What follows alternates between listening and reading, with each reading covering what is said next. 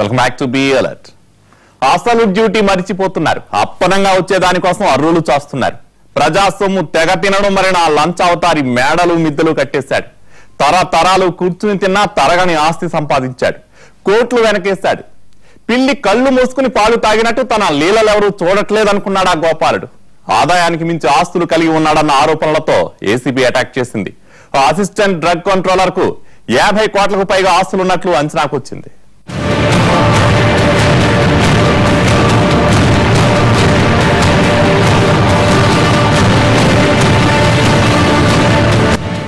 ACB వలలో భారీ తిమింగలమే పడింది. చిన్న చేపే కదా అనుకుంటే తిమింగలమే పడుతుందని అధికారులు ఊహించలేదు.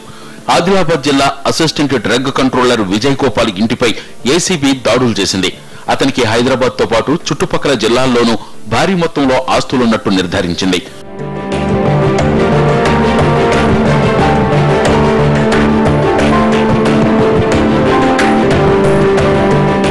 గోపాల్ కు దిల్సుఖ్ నగర్, చైతన్యపురి, నల్లకుంట, చిక్కడపల్లి, మలక్పేట్లో 6 షాపింగ్ కాంప్లెక్స్లున్నాయి. వీటి విలువే కొన్ని కోట్ల రూపాయలు ఉంటుంది. దిల్సుఖ్ నగర్ లో ఓ ఆసుపత్రి కూడా ఉంది. అక్కడే ఓ కమర్షియల్ కాంప్లెక్స్ లో 1800 చదరపడుగుల స్థలం ఉంది. అది బండారు వెంకటరాముడు అనే వ్యక్తి పేరు మీద ఉంది. అతడు గోపాల్ కు బినామీ అని అధికారులు తేల్చారు.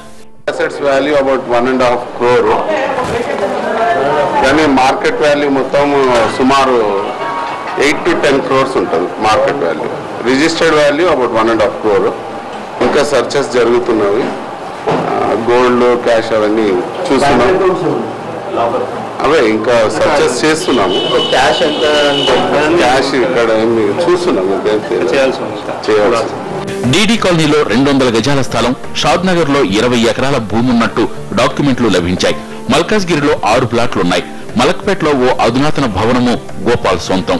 అతని అల్లుడి పేరు మీద కొన్ని అపార్ట్మెంట్లు ఉన్నట్టు అధికారులకు ఆధారాలు దొరికాయి. ఎస్బీ వాళ్ళు వచ్చి మా దగ్గర ఇట్లా అడిగితే నేను విట్నెస్ గురించి సైన్ చేసినానని చెప్పిన. నాకు తెలియదు, జీపీఏ చెప్పించింది మలక్పేట రిజిస్టర్ ఆఫీస్లో చేయించింది, ఆజంపూర్ ఆఫీస్లో జీపీఏ చెప్పించింది. అది ఏదో షాపింగ్ అన్నారు, 2 షాపులు ఏదో అన్నారు. ఇక్కడ మన దిల్సుఖ్ నగర్ ఏరియాలో. విజయ్ గోపాల్ డ్రగ్స్ డిపార్ట్మెంట్ లో ఓ సాధారణ ఉద్యోగి. అలాంటిది అతనికి ఇన్ని అక్రమాస్తులు ఉండటం చూసి ఏసీబీకే దిమ్మ తిరిగింది. వెతుకుతున్న కొద్దీ ఆదాయానికి మించి ఉన్న ఆస్తుల పత్రాలు లభిస్తున్నాయి. గోపాల్ బంధువులు 6 అవినీతి నిరోధక శాఖ ఏకకాలంలో సోదాలు జరిపింది. ఒక్క అసిస్టెంట్ డ్రగ్ కంట్రోలర్ కే ఈ స్థాయిలో ఆస్తులుంటే ఇక డిపార్ట్మెంట్ లోని మిగిలిన వారు ఏ రేంజ్ లో సంపాదించుంటారోనని ఆలోచనలో పడింది ఏసీబీ. గోపాల్ ను ప్రశ్నించడం ద్వారా మరిన్ని పెద్ద చేపల్ని పట్టుకోవచ్చని భావిస్తోంది.